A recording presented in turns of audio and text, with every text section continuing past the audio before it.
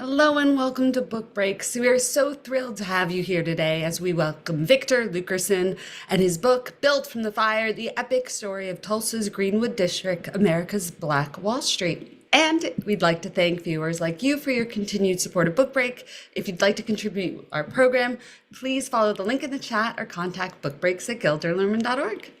And I'm your host, Gina, and I'm joined by my friend Ryan. Hey, Ryan. And without further ado, we're so thrilled to welcome Victor Luckerson, who is a journalist whose writing and research have appeared in The New Yorker, The New York Times, Wired, and Smithsonian Magazine. Victor, welcome. We're so thrilled to have you here today. Thanks, Gina. I'm really happy to be here. Now, starting off, if you could just give us an overview of this book and what was your inspiration behind writing it?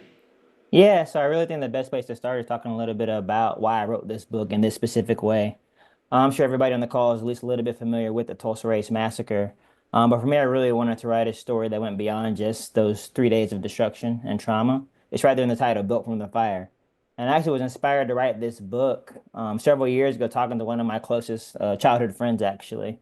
So I'm a professional journalist, and I was working as a business reporter for several years in Atlanta, Georgia, in the 2010s. And one day in 2017, one of my friends, we were discussing the film 12 Years a Slave, actually. And my friend had not seen the movie. He said he didn't want to see the movie because he was tired of only seeing black folks being brutalized in all these historical depictions. If you think a little bit about sort of how black folks are depicted in history, we're often being whipped as slaves before the Civil War, sick by dogs in the Civil Rights Movement. There aren't that many depictions of us succeeding. And so I asked my friend at that time, have you ever heard of Black Wall Street? Example of us being successful. My friend had never heard of Black Wall Street. And this is before President Trump had visited Tulsa, President Biden, come the TV shows and what have you. And so for me, I really wanted to be able to tell a story about Black success, Black solidarity, and Black community. For folks my age and younger who might not know anything about what happened in Greenwood, even beyond 1921. And so my book really tries to capture, again, not just those couple of days, but the entire scope of Greenwood's history. You know, the subtitle of the book is 100 Years in the Neighborhood That Refused to Be Erased. And so for me, sort of launching on this journey, it's really amazing to learn about just the scope of success that existed in Greenwood in the early 1900s. You know, this is a community that was founded in 1905 in the low-lying land in Tulsa. Tulsa was this sort of bustling oil town, and Greenwood was thought to be a place that would be of little value among the white leaders in Tulsa, but black folks were able to turn it into something amazing. And so, you know, in the book, I write about people like Lula Williams, who owned the Dreamland Theater in Greenwood, as well as two other movie theaters in Oklahoma. The only black woman in America who owned three theaters. I write about A.J. Smitherman, a black newspaper owner who owned a daily newspaper in Tulsa, the Tulsa Star. Again, one of the only black dailies in America at the time. J.B. Stratford, who owned the biggest black-owned hotel in the United States, in Greenwood, in the 1910s. But I also make sure to point out that there were people besides sort of the high rollers in Greenwood. So you also had folks who were, you know, selling their meals out of their kitchens, that kind of thing, doing hair in their living rooms, a little bit of hustling going on. And so there are all kinds of visions of entrepreneurship in this community in the 1910s and 1920s. Unfortunately, a lot of this black success ended up inspiring some white resentment among the white leaders of Tulsa. You know, Tulsa was a place that sort of imported Jim Crow from the Deep South. When Oklahoma became a state in 1907, the very first law passed by the legislature actually segregated train cars throughout the state.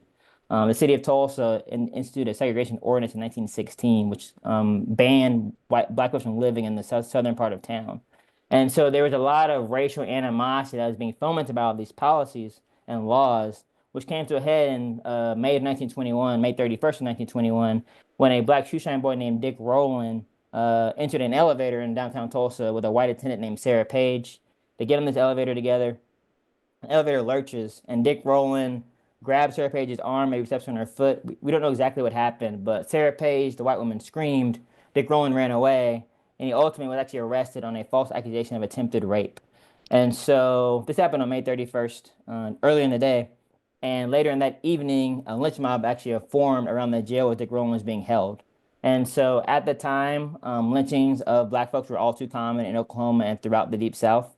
And so, you know, I have documented evidence of white folks who were coming to this jail cell to take Rowland from his cell and lynch him. However, unexpectedly for them, actually, a lot of black folks from Greenwood actually walked over to the jail armed with guns and said, "We want to get Rowland and protect him." This was in many ways sort of a disruption of the social order of Tulsa Oklahoma, America at the time. These black men would dare to defend one of their own. And so ultimately, one of these black men had a white man try to take the gun from him. A gunshot went off in front of the jail cell, and all hell broke loose, as they say. And so on that night of May 31st, 1921, they were shooting throughout downtown Tulsa between whites and blacks. It was a very chaotic scene. And as black folks were trying to get back to Greenwood to protect themselves, they were ultimately pursued by this white mob. And the next morning on June 1st, essentially as punishment to black people for daring to defend one of their own and daring to really build a community for themselves of success in Greenwood, our mob of up to 5,000 white people actually invaded the Greenwood district. They used guns, torches, and matches to destroy the place wholesale. More than 1,200 homes were destroyed. Hundreds of businesses were destroyed. Up to 300 people. It was actually one of the worst acts of racial terror in the history of the United States. And so, in the book, I go through in great detail exactly what happened on those 2 or 3 days. But also, everything I've described is actually only part one of my book. And so the book kind of continues after to describe what happened in Greenwood, when it was rebuilt, how it survived through several more decades of community building, and what's going on there right now. And I'm sure we'll get to talk about a little bit more of that kind of stuff as we go through our discussion today. But that kind of gives you a little bit of a sense of what Greenwood was originally and ultimately what happened during the race massacre in 1921. Oh, that was a fantastic summary. Thank you so much. So, just for our viewers who might not be as aware about Greenwood, if you could just tell us how it began, how it was established, the Black Wall Street. Yeah, so there's kind of like two, I would say, groups of black folks to keep in mind in terms of building up Greenwood's wealth. Um, Part of the story you have to understand Greenwood is actually the indigenous story. And so folks may be aware that before Oklahoma was Oklahoma, it was actually known as Indian Territory. It was a place where indigenous people were actually banished from the Trail of Tears from the Deep South. People may not be aware that when the indigenous tribes went to Oklahoma, they actually had black people in their tribes. The tribes actually owned slaves before the Civil War, and so they brought their enslaved people with them on the Trail of Tears. After the Civil War, these enslaved people were freed and became members of the tribes. And in many ways, they were treated with much more care and respect in the tribes post-Civil War compared to in the Deep South. And so in the Creek tribe, for example, you had black people who served in the Creek legislature, owned land, generated a lot of wealth. And so, in fact, there were actually more than 2 million acres of land that were awarded to black members of these tribes in the early 1900s. And so you had an incredible amount of land wealth among black people in Oklahoma. And so these members of these tribes became essentially boosters for the state. And they tried to recruit lots and lots of other black people to come over. And so in the book, I write about this man named J.H. Goodwin. He was a black man living in rural Mississippi in the early 1900s, living in a town called Water Valley, where if a black man approached a white man on the sidewalk, the black man was expected to scurry into the gutter. And so J.H. Goodwin decided to leave, like so many others, in the Great Migration from the Deep South. But instead of going to Chicago, New York, Detroit, he actually got recruited to come to Tulsa by one of these members of the indigenous tribes, this black member of the tribe, A.G.W. Sango. And so you had a mixture of these tribal members who had a lot of land wealth and some of the most ambitious, aspirant black folks from the Deep South looking for a better place to live. And so Greenwood became this hub of both black indigenous activity as well as these migrants from the Deep South, building a lot of amazing businesses together. And so before the race massacre occurred in 1921, Greenwood had about 11,000 residents, more than 200 businesses, and it really was thought of as a very dynamic and vibrant place. I actually talk a lot in the book a little bit about this woman named Mary Jones Parrish who came to Greenwood from Rochester, New York in about 1919. She wrote a book about the community shortly after the race massacre. She's actually the first person who was documented actually I ever call it, quote, the Negro's Wall Street. And so that idea of success and vibrancy and financial growth and stability was actually there before the race massacre, even in Greenwood. Yeah, and you mentioned in your intro just Lula Williams and the Dreamland Theater. If you could tell us more about her, because she's so important in the first part of your story. Yeah, Lulu was one of my favorite people to research, actually. So Lula Williams was a black female entrepreneur in Greenwood. She came there from Tennessee, really around the time the neighborhood began, 1908, 1909. She opened a confectionery first, right there in Greenwood Avenue, selling candy to all the kids in the community. Her and her husband opened a movie theater a few years later called the Dreamland, which became like the nightlife spot to go to in Greenwood. But unfortunately for Lula, she really never got very much credit for what she was doing, even as she was doing it. And so I realized in my research that even in all the newspaper articles I saw, she was getting very little credit for what she did in the black and white press. You go through these articles, it'll say John Williams, her husband, Negro Rockefeller, John Williams, greatest entrepreneur in Tulsa. Lula was not even being mentioned. And so, in my research I spent a lot of time looking through land records in Oklahoma. And I remember one of my favorite finds actually was this affidavit that Lula signed in 1919, and it said, "I, Lula Williams, own the Dreamland Theater," and she listed what she owned. I own the popcorn machine. I own the lights. I own the seats. This is all mine. John Williams has no ownership here in Orange too. And so when I found that document, it actually really explained to me the autonomy Lula was seeking in that era and what she really did to fight for her own independence. And so she went actually from being not mentioned at all in these articles circa 1914, 1915 to being labeled the amusement queen in the black press right before the race massacre. And so she's really just one small example of some of how much ingenuity was happening in Greenwood at the time. But unfortunately, in the race massacre, actually, she had one of the most devastating losses. And so Lula's Dreamland Theater was destroyed. Her candy store was destroyed. Her home was destroyed, actually. And I focus on Lula a lot in the book because Lula actually filed lawsuits seeking restitution from insurance companies who she had gotten fire insurance policies with. You know, if her property burned down, she expected to get a payout from these companies. However, fire insurance companies, as well as the city of Tulsa, deemed what occurred in Greenwood to be a riot, quote unquote. And they actually had these exclusion clauses that said if a riot occurred for the destruction, you would get any kind of payout. And so Lula, as well as hundreds of other Greenwood residents, actually never received any kind of financial restitution for what happened to them during the race massacre. And so I think it's really important to understand that there was not only a physical harm that occurred in Greenwood in 1921, but a legal harm as well. What happened to her after the massacre? So Lula, as I said, just really ambitious, high achieving woman before the race massacre, was able to actually rebuild her theater in the months after, which is amazing. There are actually photos of the rebuilt Dreamland Theater on Greenwood Avenue, brick by brick. But even as she was rebuilding, she was suffering from a lot of mental and physical challenges. She found it harder to go up the stairs of her home. Her memory started to lapse. And ultimately, she actually got committed to a sanitarium in 1924 and could no longer operate the theater and ended up passing away in 1926. And so in the book, I talk a lot about what occurred to Lula. I'm no doctor, but you could probably compare what happened to her to post-traumatic stress disorder. And so she really suffered a lot after the race massacre. Not only because of what happened to her on those 2 days, but also because the courts would not allow for restitution. The insurance companies denied her claims. You know, she was really fighting for her life and her survival, and she didn't get any kind of help from anyone in the power structure of Tulsa. And ultimately, that's part of what led to her demise, unfortunately. Now, speaking of the power structure in Tulsa, you write a lot about the mayor and the police commissioner at the time. Can you tell us about them and their role? Yeah, people may have seen in the news recently that the Department of Justice actually just issued a report about the race massacre in Tulsa. There's a law called the Emmett Till Civil Rights Act, which basically allows the federal government to kind of reinvestigate cold cases, so to speak, involving civil rights violations. And so they actually just issued a report last week about what happened. And it's a good thing, it's a good document to explore because it kind of puts a fine point on the role of police. Very often when people think about the race massacre, you might imagine men in Ku Klux Klan hoods, for example, or an unruly mob of, let's say, lower class people. But in fact, the police played a key role when it occurred in Greenwood. Police officials actually deputized hundreds of unknown white men in Tulsa and gave them the authority to go apprehend and even shoot black people in Greenwood. The National Guard was brought in to ostensibly keep the peace in the neighborhood, but ultimately part of what they did was parade a machine gun around the neighborhood and used to intimidate black folks. I think there is a lot of, in the book, I really try to focus in particular on the role that authorities played as things unfolded. And one of the biggest things they did, I think, in terms of their strategy was they placed a much bigger emphasis on protecting white property than protecting black life. In Tulsa, there's a lot of paranoia that there was gonna be some kind of quote unquote black invasion of the white part of town at some point. And so on the night that the sort of massacre is beginning to unfold, police spent a lot of time trying to protect or protect white property. They even went so far as to try to round up sort of black maids and servants who were working in White Tulsa to make sure they didn't quote unquote rebel in some kind of way.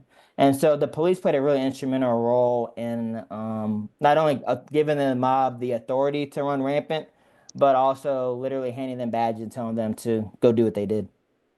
Yeah, and now, what was the role of the black press in reporting this incident, and how did that differ between sort of the white press at the time? Yeah, so one thing to understand about sort of how all this stuff escalated so quickly is actually the Tulsa Tribune, a white newspaper in Tulsa, actually published a very sensational article about this incident between Dick Rowland and Sarah Page. In this article, they said that Dick Rowland had torn Sarah Page's clothes, scratched her face, made up a lot of lies about what had unfolded. And so that was common throughout the white press at the time, to be honest. A lot of sensationalizing about black criminality, a lot of ignoring black success. And in the aftermath of the race massacre, actually, the white press was essentially saying that Greenwood should not be rebuilt at all. So you really had to go to the black press to get a more honest account of what was going on and a more honest account of black strategies to rebuild their community, sort of pool their resources to try to rebuild this community together. And so, in the book, I followed the black press really closely. Before the race massacre, I mentioned that A.J. Smitherman owned a daily newspaper called the Tulsa Star. Unfortunately, the his printing press was destroyed during the race massacre, and he was actually banished from Tulsa, literally as a fugitive. He would have been charged with and died with causing the riot himself, which again was a lie. But after the race massacre happened, other people picked up Smitherman's mantle. And so in the book, I followed this one family, the Goodwin family. I mentioned J.H. Goodwin, who came to Tulsa from rural Mississippi before the race massacre. His son Ed actually bought the paper that was essentially the remnants of the Tulsa Star, renamed the Oklahoma Eagle, and that paper actually still exists in Greenwood today. So we have one family who's been in Greenwood for more than 100 years and has been covering what's been going on in this community day after day, year after year. And so again, that kind of gets back to how I sort of began my talk today, making sure that we focus not only on the destruction that happened in 1921, but also all that's been built and been resilient since that time period. Yeah, I mentioned before the call that we have a lot of teachers in the audience, and just thinking about a chapter from this book that would be great to use an excerpt of in a classroom. I really felt chapter 8, A Conspiracy in Plain Sight, which you talk about the day after the massacre. Can you tell us what was significant about that day? Yes. So, up in that chapter, really back right there on Greenwood Avenue, it looked like a war zone. All the buildings had been turned to rubble. The trees had been stripped of their foliage. The Dreamland Theater, Lula's Dreamland Theater, her sort of neon marquee was literally dangling by one fastener, the Dreamland sign. And as all this was happening, actually, on Greenwood Avenue, also out there was this tent. These white real estate men were in Greenwood trying to get people to sign over their property to them, essentially, promising them they would rebuild the place bigger and better, but also with their own sort of nefarious intentions. Literally the day after the race massacre, leaders of White Tulsa released a very complex plan to move all the black folks further north away from downtown Tulsa and turn Greenwood into an industrial site. And so when I was researching all of this dynamics and sort of writing about it, it reminded me a lot of gentrification today. I think oftentimes in America, whenever there's a big natural disaster or any kind of like cataclysmic event like that, often that's a chance for people with money and power to kind of come in and take over land they've been eyeing for a while.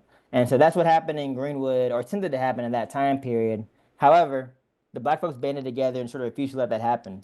And so I think a lot about the principal of the elementary school at the time, who went to a meeting right after the race massacre and said that I'm going to hold what I have till I get what I lost. And that really became the mentality of Greenwood in the weeks and months after the race massacre. So even though there was this scheme to take over the land by white real estate men, ultimately Greenwood was rebuilt bigger and better and survived for decades after the race massacre.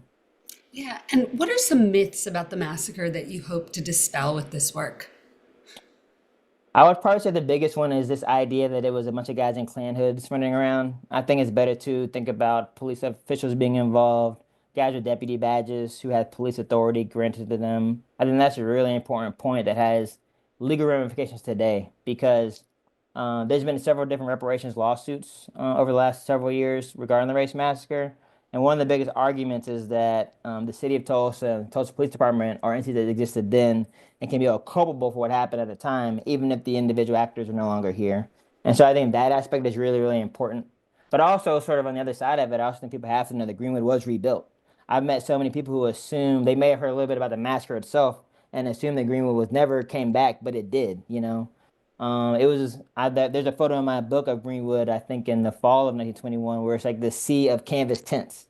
The months later, there are already folks who would come to that. And by 1925, the National Negro Business League actually came to Greenwood for their annual conference in the city. And so, yes, it was obviously a devastating event with huge, long-lasting impacts. But I think it's also important to acknowledge and celebrate the fact that these folks were able to rebuild their lives after cataclysm. Yeah, and you talked a little bit about the response in the press, but I'm wondering what the national response was, and even was there an international response to this as well?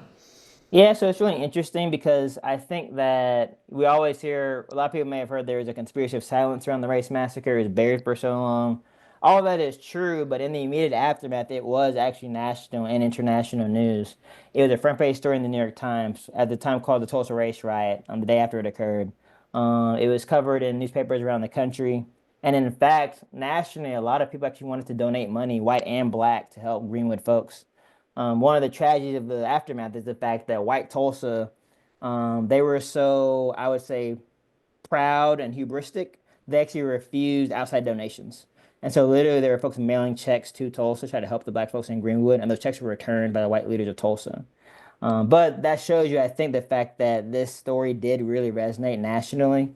And I should also point out the fact that while white Tulsa was in many ways hindering Greenwood's recovery, black Tulsa did get some outside help from the NAACP, from black fraternal organizations. And so there was, I think, on both sides of the race line, a lot of interest in what was happening in Greenwood, in the aftermath of the event. And what about how has it been portrayed in popular culture? How does that affect sort of historical memory on this event? Yeah, so my book outlines the aftermath of the race massacre, Greenwood's rebuilding, and also I have a long section in the book about modern times in Greenwood. I actually moved to Tulsa, no, not 19. I moved to Tulsa in 2019 and lived there for several years working on the project. So I really got a firsthand look at how this history is being interpreted and reinterpreted through a lot of different lenses. One thing I talk about in the book a good bit is the Watchmen TV show. Some folks on the call may have watched Watchmen. It opens with a very, very dramatic and brutal depiction of the race massacre. And one thing I noticed when I was watching that scene was that while it is a very, very visceral and sort of shocking moment, you actually don't see too many faces in it. You see a black woman getting shot in the back, I recall. You see a couple of black men being dragged by a car, but you don't really get to know their names and stories. And so, actually, for my pieces for the New Yorker, I wrote a piece about one of the families who was depicted sort of in this scene, Lula Williams' family. I met her descendants actually, and they talked a little bit about how for them it felt a little bit hollow to see the Tulsa Race Massacre sort of trademark projected in that way, but not like the individual stories of real people who survived this event and had their descendants live on. And so in the book, I talk a little bit about sort of that fine line we have to walk into talking about history. I think very often black folks in particular are expected to kind of give up their history or offer their history up for broad education or edification. But I think it's important to think about who are the descendants of all these events, how are they being impacted today by these lingering traumas and legacies. And so in the book, I talk a lot about those dynamics, and I do that by trying to center those voices of people like Lula Williams' descendants, the descendants of J.H. Goodwin, and other folks whose families have been affected by all these events over the last 100 years. Yeah, and you do the research is so meticulous. So we mentioned Lula Williams, but are there other hidden figures of the period that you really hope the book shines more light on? Yeah, I think that Mary Jones Parrish, I've been thinking about her a lot, I would say, in the last several months, sort of in our political times. Mary Jones Parrish was a typing teacher in Greenwood early in the 1910s. She had an apartment right on Greenwood Avenue, actually. And on the night of the race massacre, she actually watched it all unfold. She could see from her apartment when white men loaded a machine gun up on a grain mill across the street from her building and started raining bullets down on Greenwood. She see the fires that were being lit and how they crept closer and closer to her neighborhood. She actually had a daughter named Florence, actually, too. She was protecting that evening. And Mary Jones Parrish, that night, as all this was unfolding, instead of running away immediately, she stayed there to sort of start writing out what was happening, what she saw, what she felt, what she experienced. In the days after the massacre, she actually interviewed several other people in Greenwood, about 2 dozen other people, about what they experienced.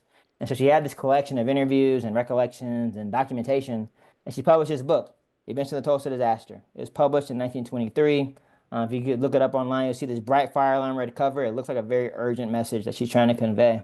Only about maybe 2, 3 dozen copies were published at the time. It wasn't covered in the white press at all in Tulsa, and it basically faded immediately into obscurity, more or less. However, because Mary Jones Parrish wrote down these recollections, they became very, very vital to our current understanding of the race massacre. Mary Jones Parrish and her black neighbors were the ones who actually said that the police had been involved in the events when the police at the time were saying they had only been doing reconnaissance or other kinds of nicer things than that. Mary Jones Parrish was the one who really sort of outlined from a first-hand perspective what it was like to have this mob coming and invade the neighborhood. And her recollections were sort of sourced and cited in pretty much every single major historical academic work about this since the 1970s. And so, though in her time, Mary Jones Parrish did not get any kind of recognition, without her recollection, her journalism, we wouldn't know what we know today about Greenwood. I think the story could have easily been subsumed by the power structures narrative instead. And so, I really, in the book, I try to write a little bit about her life. I talked to her descendants as well. They're featured in the book. And so you get a really, I think, a more honest sense of how important it is to do truth telling, even in times when it seems like no one's listening to you, or when there's active antagonism towards the truth. It's important to keep doing that truth telling no matter what. And Mary Jones Parrish exemplifies that almost better than anyone else, I think, in Greenwood's history. Absolutely. And she's a great research project for our teachers on the call.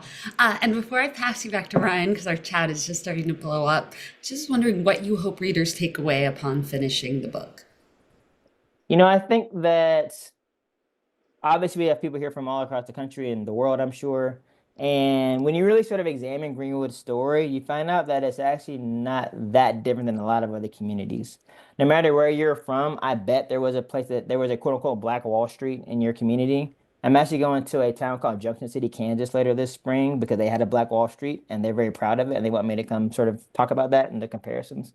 And so I think, no matter where you're from, there was a place of Black business and prosperity. No matter where you're from, there was racial violence occurring in the early 1900s, around the time of the race massacre in Tulsa. We didn't discuss the Red Summer, but in 1919, there was racial violence across the United States. No matter where you're from, the Black community in your city was probably impacted by urban renewal and highway construction in the 1970s.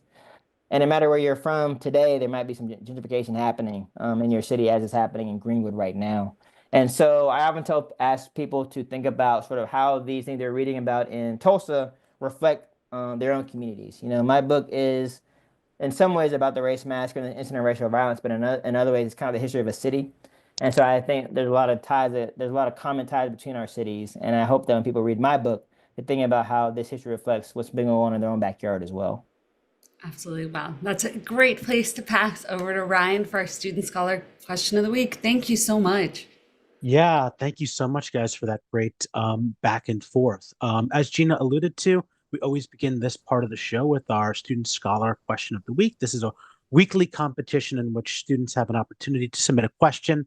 The winning question will be read aloud during the program, and also students will receive a $50 gift card to our gift shop, to the Gilder Lehrman gift shop, and their teachers will as well.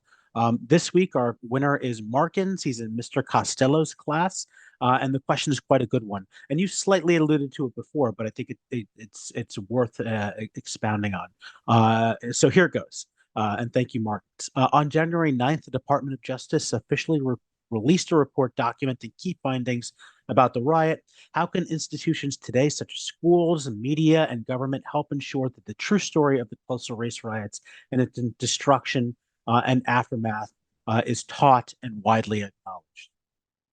Oh yeah, thank you so much for the question. That is a great question. Um, I often advise teachers to focus on primary sources. I'm not even gonna plug my book right now. I think, we have a lot of challenges right now in America about real history being villainized, made illegal, threatened. And often I think that using primary sources can be a way to sort of skirt those arguments. It's much harder to argue with a primary source that's saying from firsthand accounts what occurred in Greenwood compared to somebody maybe trying to say, well, Victor has his own agenda for the way he wrote his book. And so I go back to actually to Mary Jones Parrish's book. It was called Adventures of the Tulsa Disaster in 1923, but it's actually republished by her great granddaughter. Now it's called The Nation Must Awake. You can find it on Amazon, Bookshop, where have you. And you're going to find in that book about 20 first-hand accounts from Black folks about what happened to them during the race massacre. And I think that's a great way to get students to feel tangibly what occurred in that time period, and also again to kind of skirt around some of the demonization that's going on about teaching real history in schools. And so I think that focusing on primary sources is a great way. And the DOJ report leans heavily on primary sources, I think, to make the arguments they do about what occurred in Tulsa in 1921. Wow, perfect, great answer. Thank you so much for that, and great question as well. As I said, so many questions. I'll get to as many as I can. All look excellent to me. David says, or rather asks, what role, if any, did the Klan play in this riot? And secondly, how did President Harding react to what happened in Tulsa? Sure. So the Klan is one of the role of the Klan is one of those kind of historian debates and size mysteries, I would say. Um, the Klan was, I would say, emerging in Tulsa in 1921. There are firsthand accounts from white people from the time saying that they had, been in the Klan at the time, been in meetings beforehand. But there's not really direct evidence that they sort of conspired together to do it. I would say it's a known fact that some of the people in this mob or in the police were members of the Klan, but I wouldn't necessarily say that the Klan is sort of the quote unquote conspirator in the sense. From my understanding of my reading of the documents and analysis, I would say that the race massacre and the sort of violence and hate that it symbolized actually helped to foment the Klan in Tulsa. And so later that year, actually, there was a major Klan rally in about September of 1921 where thousands of Klansmen came to Tulsa. The next year, actually, they built a hall called Beano Hall right next to Greenwood. And theoretically, it was called the Benevolent Society. That was the official name. But in the city, people knew it as be no N-word, be no Catholic, be no Jew. That was sort of the understanding what that hall really meant and symbolized in Tulsa. And so the Klan was not directly responsible for the race massacre. I think that the event itself actually helped to stoke the fires of that Klan becoming really powerful and influential in Oklahoma throughout the 1920s. And so what was the second part of the question? About the president's response at the Yes, time. President Harding. So it was pretty muted, I would say. There's a quote from President Harding saying that he hopes that he thinks it was a horrible event, and he hopes we never have another event like it. Is a paraphrase of the quote, but he made no sort of substantial effort to address it. He never visited Greenwood.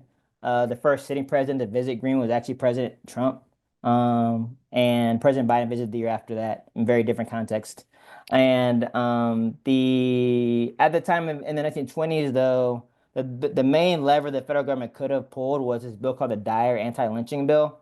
In East St. Louis in 1917, there had been a very similar race massacre, and the senator of Missouri, Senator Dyer, proposed the anti-lynching bill that would essentially hold white mobs to much more legal account than they ever had been held before. This law was basically ignored in Congress at the time, ignored after race massacre, and actually it was ignored until several years ago. Actually, the bill was actually finally passed. This would have been early in the Biden administration, I believe. And so this dire anti-lynching bill was finally passed by Congress, but it took literally more than 100 years for it to happen. So at the time of the massacre, I would say Harding paid lip service to what had happened, but he didn't do anything substantive at all. Wow, fascinating. Vanessa asked a short question, but perhaps a really interesting one.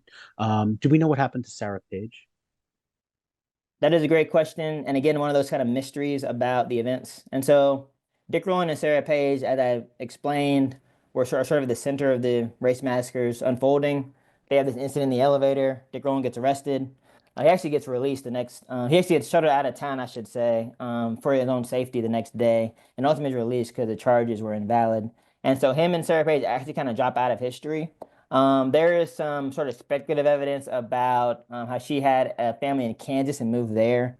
And then there is what I would say is oral history or oral rumor that says that perhaps they were dating, and that might be what happened. But there's nothing really substantive that sort of backs that up.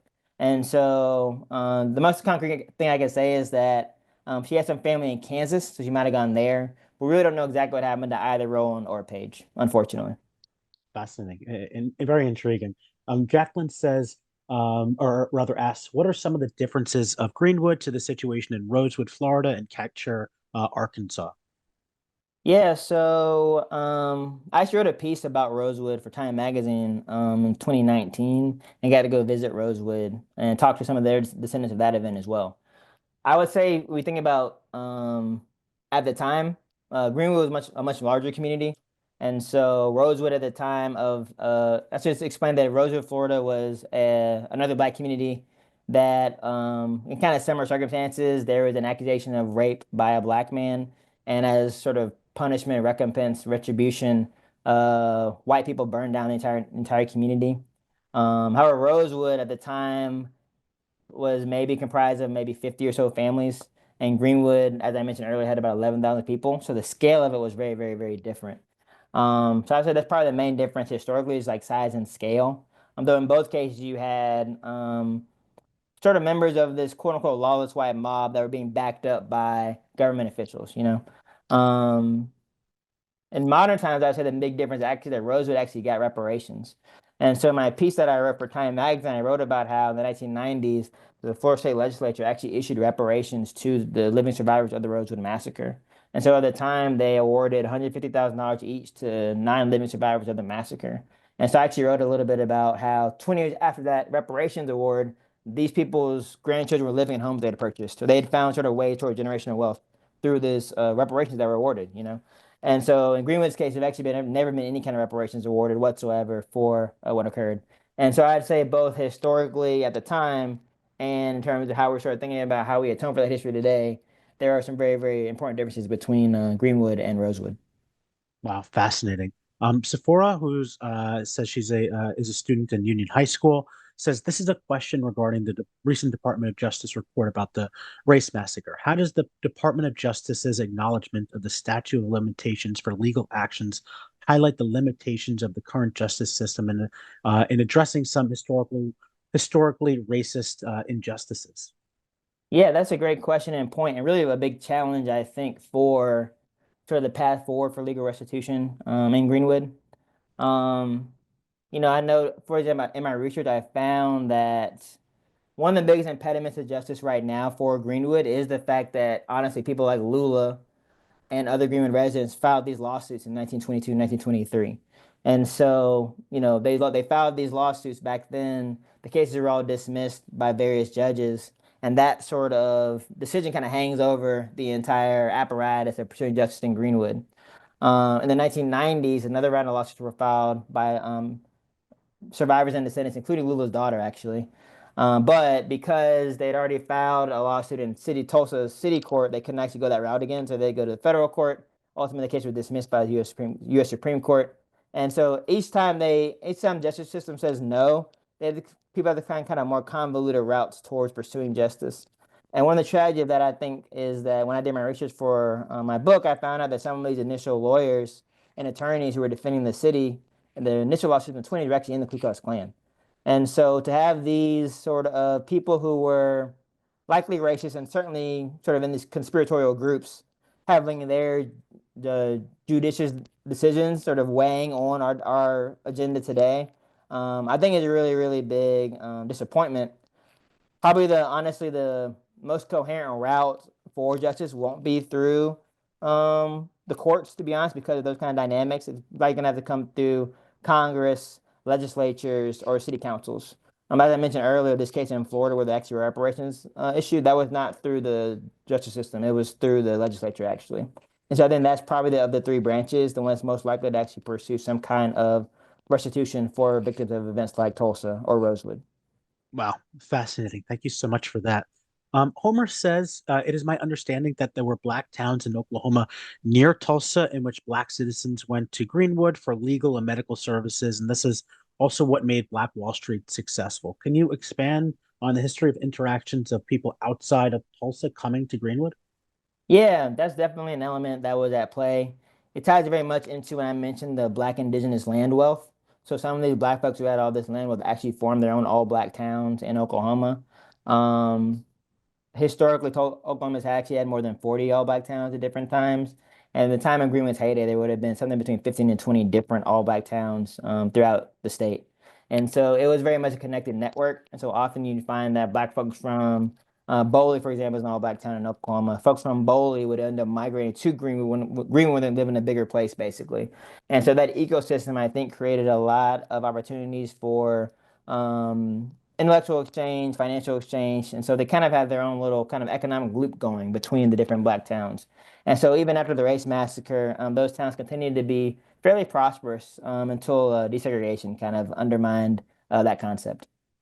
Wow, fascinating.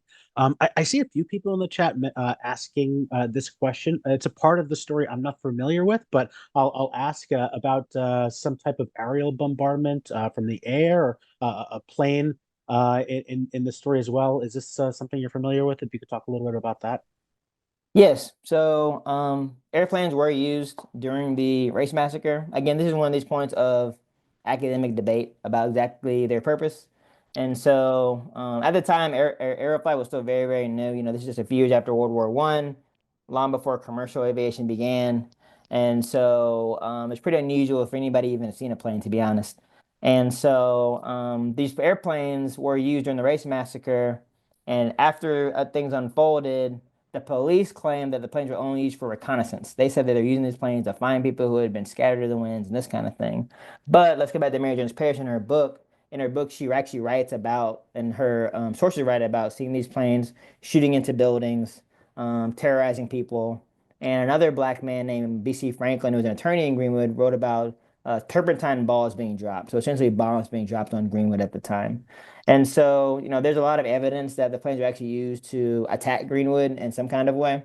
And so, if that is true, it would have been the first use of planes to attack American citizens in our country's history. And so, certainly the planes, we don't know exactly how they were used, but I think I'm confident saying that they terrorized Greenwood people that day. To see these winged monsters as they appeared at the time, sort of sitting on their neighborhood amidst this fire and this chaos, often would have added to the trauma of the events that unfolded in Greenwood during the race massacre. Wow, fascinating. As we stated off air before we signed on, we have so many people, 300 plus people on the call, many of whom are teachers. And, a question that I'm sure many are asking and many would like to ask is just how can they use this great work in the classroom? You mentioned primary sources, are there specific chapters? Like, in what way could you recommend students use this work in their high school AP classes, their civics classes, et cetera? And again, another plug, there's links to get your hands on this great book in the chat, and we hope everyone, teachers and non, do. Yeah, so I think if your goal is to let students be aware of the race massacre itself, there's three chapters in the book about that, 6, 7, and 8. 6 and 7 describe the massacre in detail, and 8, as Gina pointed out, describes sort of the immediate aftermath. And so I think those three chapters, which are probably together 70 or 80 pages, kind of get you a really fairly concise accounting of what unfolded. I also think it's invaluable to show students sort of the prosperity Greenwood experience. And so I have a chapter in the book, chapter 2, called "It's Sometimes Better Besides," and it's kind of these little vignettes of stories of Lula Williams, a beautician named Mabel Little, others who sort of just found success in the neighborhood, and it gives you a really good sense of what this place was actually like beforehand. Again, I recommend primary sources like Events of the Tulsa Disaster or The Nation Must Awake, as Mary Jones Parrish's book is now known. I think that's probably the best primary source that you can look at. And I'm actually also developing a study guide for my book right now. So that's going to have discussion questions for the book, sort of key concepts and figures from each chapter.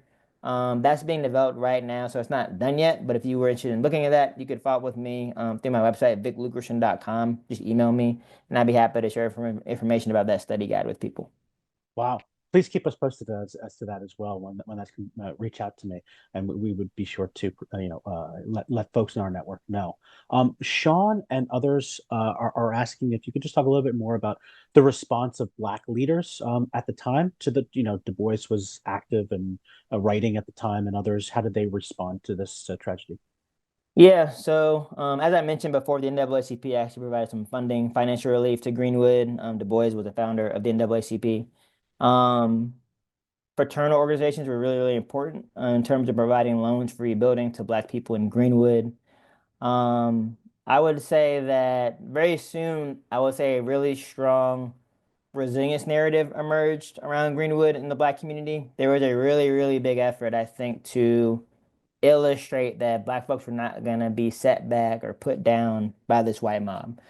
And so, for example, in The Crisis, which is the magazine that NAACP funded and that Du Bois edited, they talked about how Greenwood was able to fight both bombs and financial schemes, So Greenwood kind of became this real symbol of Black resilience.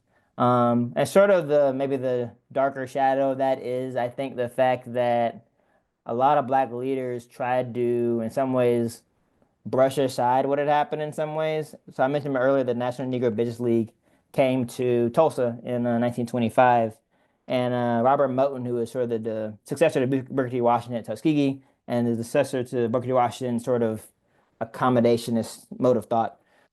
He sort of talked in his speech there about how we had sort of reached a new era of racial harmony among Blacks and whites in 1925. If we think about our country's legacy, he probably miscalled that shot to say that we had reached racial harmony in 1925. And so I think there was a lot of pressure on Black leaders to sort of not let all the violence that had occurred at that time kind of continue.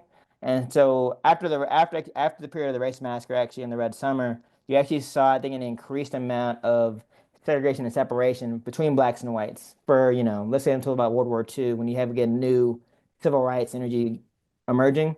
But the race massacre and all that racial violence honestly created a much more difficult environment for black folks to speak up and speak out about what was happening to them. Wow, fascinating. Emily, who's another student from Union High School, is really interested, and others have asked this question as well, are really interested in how you mentioned World War One and the Red Summer were kind of swirling around as preamble to this riot. If you could just talk more about how those two events perhaps impacted the Greenwood events. Yeah, there's a whole chapter in my book about the Red Summer and World War One. I think it's also a great chapter for students to examine. And so World War One, in many ways, I would say radicalized black people to some extent. Really gave them a sense that they were true equals in our society and deserved every single equal right. We had black soldiers who had been living under the boot of Jim Crow in Oklahoma or the Deep South go to France where they were treated as total equals and even celebrated by French citizens. They come back to America and suddenly it's Jim Crow again. Some black soldiers were in fact even killed in their uniforms when they came back to America. And so I think, in fact, that experience abroad, though, really sort of galvanized Black autonomy and Black self-defense. And so I mentioned earlier that on this night of the race massacre in Tulsa, this armed group of Black men came to the courthouse to try to defend Dick Rowland, the man who's going to be lynched. And many of these men in the group are actually veterans from World War One. And so they had sort of gained not only a sense of self-confidence and need for self-defense, but also a lot of tactical training. And so one reason I think that there was so much racial upheaval between the Red Summer and the Race Massacre is you had a lot of black folks who had learned how to fight and weren't going to put up with it anymore, to put it in the simplest terms. So Wow, fascinating. Yeah, there's a lot of historians who have, or several historians who have floated the idea that the Second World War was actually really influential in jumpstarting the civil rights movement, which in the 50s and 60s. So yeah, for sure, really a good point by you. Marilyn says, or rather asks, what were the recollections of the descendants you interviewed? In what ways were these events remembered in their own personal family histories? yeah, so it really varied a lot. I've talked to a lot of descendants who never learned about this from their parents or grandparents directly. They might have learned about it when a magazine article was published in Tulsa in the 1970s, or a TV documentary comes out, and then they sort of ask their family, what are our ties to this, and that's how they find out. So in many ways, for a lot of families, it was actually something that they didn't want to discuss. I talked to one of the descendants of A.J. Smitherman, the man who owned the black newspaper in Tulsa, and also he had his press burned down during the race massacre. And one of those descendants told me that, our inheritance should have been generational wealth. Instead, it was generational trauma. And so I think for a lot of families, there was a big challenge in deciding on whether to pass that burden on to their descendants. And so I would say that's one experience that I certainly saw with a lot of families. But on the other side, I think there were those who were very actively passing down history and preserving it. In the book, I write about the Goodwin family, who came from Mississippi and bought the newspaper after A.J. Smitherman had left. And in their paper pages, actually, they wrote a lot about the race massacre year after year, decade after decade. And so, in many ways, they were kind of keeping that memory alive, even when it felt like something that was almost dangerous to be talked about in public or even in private. Many families in Greenwood. I should also mention, actually, that I've talked to a couple of white families who were descendants of the mob. That group is much harder to access, much less vocal about their experiences. But I would say on that side of things, the thing that I sort of found the most common was neither a big shame about it or a big pride. There was sort of a level of indifference. I think in terms of this is a thing that happened in our history, we're not going to really dwell on it. And so that's part, I think, the challenge of finding avenues for restitution. If some of the people or even perpetrators are saying, well, let's not dwell on this, it makes it a lot harder, I think, to find those models for recompense and reparations. Absolutely. Austin says that you say in the book, an untreated wound does not heal as the years go by. It festers, and unpaid debt is not wiped from the book. It accrues interest. And he says, I enjoyed this quote very much in the book and was curious about your thoughts when you were writing it. Well, thank you for the close reading. That was, I think, looking back, I think that was one of my favorite things to have sort of captured. And I think really for me, there is what I was thinking honestly about were the living survivors of the race massacre. There are actually two living survivors of the race massacre today, Viola Fletcher and Leslie Benningfield Randall. They're both 110 years old. And they've been pursuing this lawsuit against the city of Tulsa for the last 5 years or so. There's a third living survivor, Hughes Van Nels, who passed away about 15 months ago.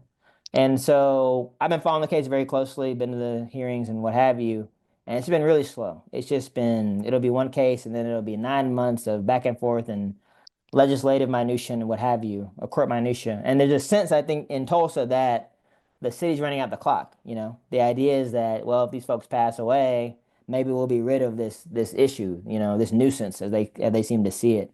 And I don't think that's true. I think that we have generations of descendants who are pursuing justice. We have activists who are actively trying to convince the city of Tulsa to pursue reparations. And as time goes on, the number of descendants only increases. The number of people who have a touch point with this event only goes higher. And so I think to me, that's where I was when I wrote those lines, realizing that as long as it isn't addressed, you're only expanding the number of people who have been touched by this trauma and need some kind of justice for it. And so hopefully, despite the fact that we have two living survivors and their case was recently dismissed by the state Supreme Court, hopefully other avenues for reparation will continue to be pursued. Because I know, having lived in Tulsa, that people are going to continue to call for that for a very long time. Wow, fascinating. And keeping an eye on time, perhaps we have time for a question or maybe two before I throw it back to Gina. We have enough questions for another hour, but unfortunately, there's just so much. It just speaks how much interest there is to this book in your work. Connor says, and perhaps this is a big accumulating question about so many themes in your work. To what extent was the community able to recover after the massacre, and were they ever truly able to reach similar heights of affluence as before the attack? So Greenwood did recover, as I really think it's important to point out. And so a lot about my book is actually about life in Greenwood in the 40s and 50s. Yes. You can talk to a lot of folks. I got to talk to a lot of people today who lived through that, and so it was really interesting to hear them talking about sort of the vibrancy of the neighborhood and how one of my favorite quotes is actually from Jim Goodwin, who is a major figure in the Goodwin family. He said, "You could get Holy Ghost on one side of the street and heroin on the other," and that kind of captures the scope of what was going on in Greenwood in the 40s and 50s. So I would say that certainly it was a place of real vibrancy, but I would say also that you didn't necessarily have the same kind of almost breakout superstar entrepreneurs like a Lula Williams, for example. Lula Williams before the race massacre owned 3 movie theaters, and she was one of the most prominent Black women entrepreneurs in America. And there isn't really a comparison point for her in the 40s, 50s, 60s era. A.J. Smith with the Daily Paper never got to come back.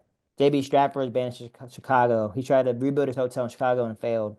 And so I think that the overall community was bigger, certainly larger, and had a lot, even more businesses. But I don't think there were quite as many people who were that many steps ahead of the curve as there had been in Greenwood before the race massacre. Wow, fascinating. And perhaps as a last, certainly a last question, or before I pass it back to Gina. But so many students on the call today, especially high school students, especially. Any takeaways or big themes for the students in our chat, specifically regarding this book? Yeah, I mean, I think that one thing I had to learn, partially doing this book and partially just, I think, getting older, is when I was in school, through classes and just through the way that you sort of learn about being an American citizen, I had the sense that America kind of always gets better. We start out with only people being able to vote, and over time, more people get to vote. We start out with people who are enslaved and they get free. We start out with segregation. Now we're all theoretically, united. And Tulsa's story really illustrates the fact that actually America backtracks quite often. Our history is not as linear as it's portrayed to us when we're students or even when we think about, our politics. It's very cyclical, honestly. And so there have been many periods of American progress and American backlash. If we have another American backlash, again, it would not be a surprise. And so for me, there were two ways to take that, right? One way is to be kind of nihilistic or cynical about our country. But the other way is say, well, that makes me even more motivated to be an engaged citizen because I can't take it for granted that our country is going to continue to be more progressive, that I'm going to continue to gain my rights or keep my rights. You can't, that's not promised.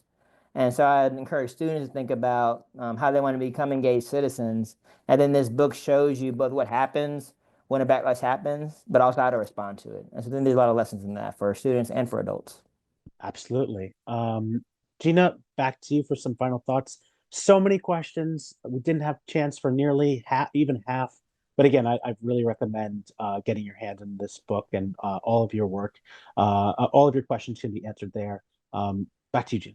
Yes, and as Ryan mentioned, if you purchase your book right now from bookshop.org, the affiliate commission we receive supports our programming for history teachers and students. And we hope you'll join us next week as we welcome the author of Reagan, His Life and Legend by Max Boot. And you can go online and explore our archive of more than 250 scholar presentations at gilderlerman.org/bookbreaks. And you can also check our website for documents, essay, the Hamilton Education Program, and so much more. Victor, thank you so much for talking to us about this extraordinarily important topic. Yeah, no, I'm happy to be here and always just want to be able to spread this story to more people. So Absolutely. Well, thank you so much. Have a great day, everyone. bye, everybody.